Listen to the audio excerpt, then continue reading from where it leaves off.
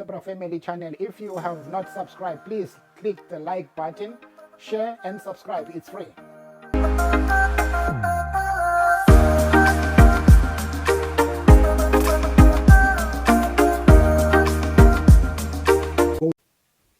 Good morning, good afternoon, good evening, wherever you are around the world. Today we want to talk about what is happening in the court of Ratha in the case of Senzo Meyiwa. We have seen 5 accused that are in court these days, and the case has been going on for a long time. But there are some instances that sometimes we start to have serious problems understanding what exactly is going on. We have seen a lot of things going on in the court. We have seen the winking of the judge to witnesses, winking to prosecutor, and he messing up the court, disrespecting the defense, a lot of things that the judge has been doing in the court. I want to talk about yesterday. Yesterday, what really surprised me, Mnisi came with some problems that his client was facing in the prison. So when he was trying to explain to the judge what was really happening to his client,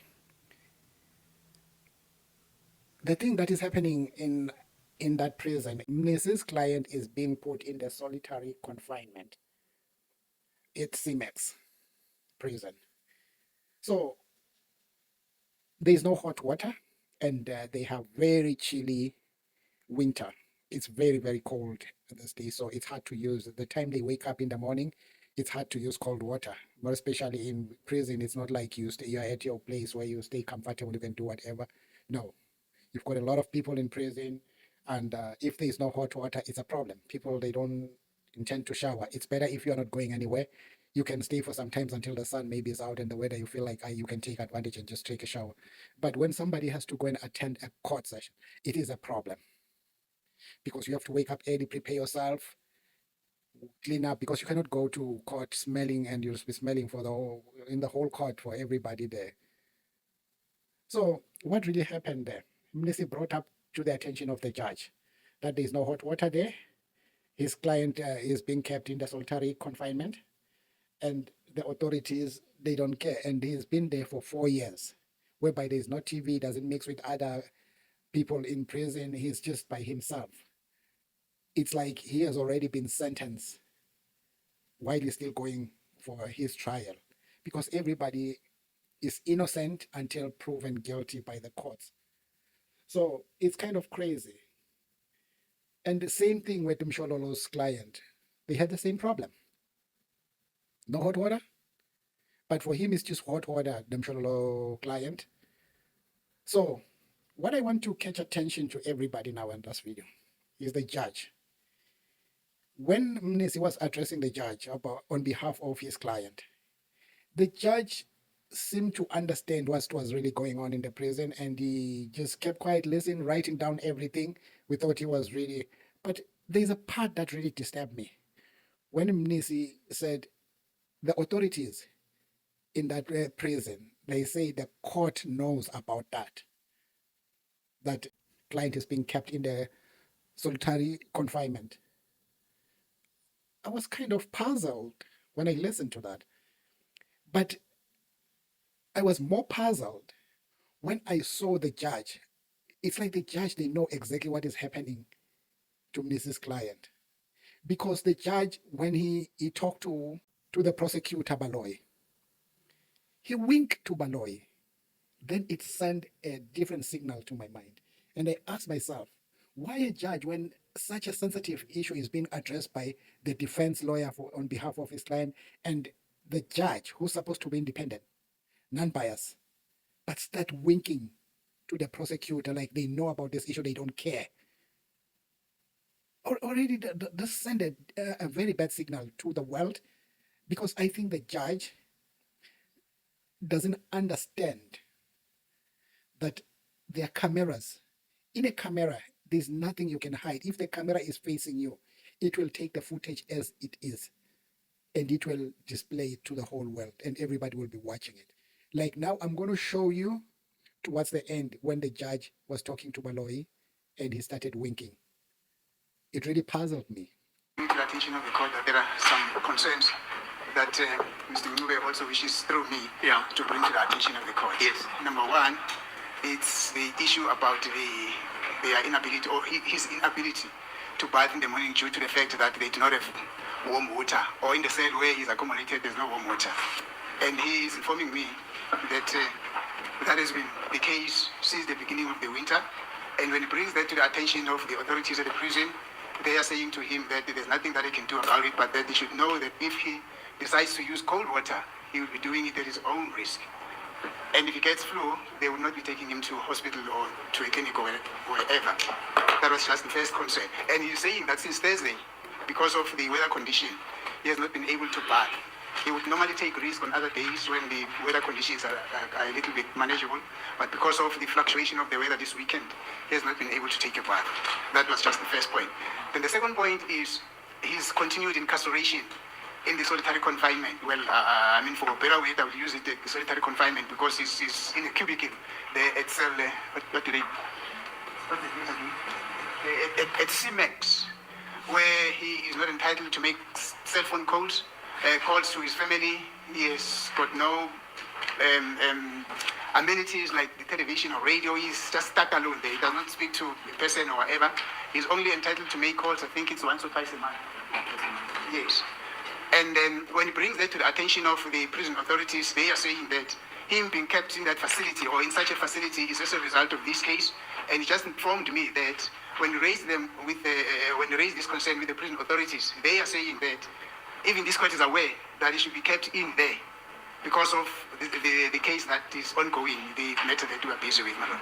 So, and he has actually indicated to me, and I can confirm that in terms of me receiving instructions from him, I mean, it's difficult. It's difficult because it's like he's in a no man's land, being kept alone. I think that is akin to Guatemala prison. I think that's the way that I used the other time, but that position still persists. So basically, he says to me, if this situation were to allow to continue like this, he will find it very tough and difficult to come to court, and specifically to come and give me instructions in order for his defense. And further on, my lord, he's requested me to implore this court because he's also got an injury on his right arm. I think it was a fractured bone. So that also exacerbated the issue of him having to use cold water. So, but then he's saying to me that I should implore this court to pardon him tomorrow because he needs to go to the clinic tomorrow. I think he's got an appointment if his court were to pardon him tomorrow because he needs to go to the clinic tomorrow. I think he's got an appointment if his court were to delay in terms of its starting time, my lord. It says somewhere around 11 or past 11. And those are the concerns that he has, my lord. And then I said to him, I would suggest that because that is beyond my control, that is also beyond the control of the court, probably the court would use its inherent jurisdiction and the power that the court has to summon Mr. Kebengu, the gentleman that he normally speaks to come and explain himself as to the position here. Because he has been in that solitary confinement for almost 4 years. And he tells me that people who get kept in that facility are people who commit offenses whilst they've actually been incarcerated and convicted, like people who assault other prisoners and people who disobey the laws of prison. And that gets written down as a record. But insofar as he is concerned, that is not the case. They are just saying the reason why he's kept there is because of this ongoing case. It's basically a punishment. When in terms of this case, he's presumed innocent until found guilty by this court, my lord. But apparently they have decided to find him guilty even before this case can be finalized. Those are the concerns, my lord, that he said I should bring to attention. Mr. Kebengu? Mr. Kebengu, I think it's one of the headmasters of the prison there. I don't know what really his title is. You want us to talk to him? I've spoken to him on a number of occasions, my lord, but as of late, he has decided no longer to pick up my calls. And each time you come here, Mr. Mlube raises some concerns. I'm unable to deal with those concerns, my lord. So I said the best thing, in the interest of administration of justice, in the interest of fairness and equity, that I should bring his complaints to the attention of the court, because there's a mention of the fact that apparently his incarceration in that cubicle, this court is also aware of. I'm not so sure whether when he refers to this court, he personally refers to the court that I'm addressing now, or the court is an institution, man. I'm just not aware of it. Okay, Mr. Maloli, is it possible to call that very gentleman, Mr. Kebengu? Yes. Yes, my lord, I've intimated to my learned friends that in light of the fact that these concerns are being brought to our attention for the first time, I'm talking about the first and the second one, that we will ask the investigating team to take up this matter with the head of prison regarding the lack of warm water. It is something we're not aware of. As far as the conditions of his detention are concerned, my lord, that has been brought to the attention of the court before. But the fact that he's being held in a cubicle, it's something, as far as I'm aware, something new that we will also Can you call this gentleman? have investigated, my lord. When can you call him? We will ask that he'll be contacted during the course of the day, and hopefully he'll be here tomorrow. Okay, fine. Is that okay, Mr. Miss? I think that will be important. Okay.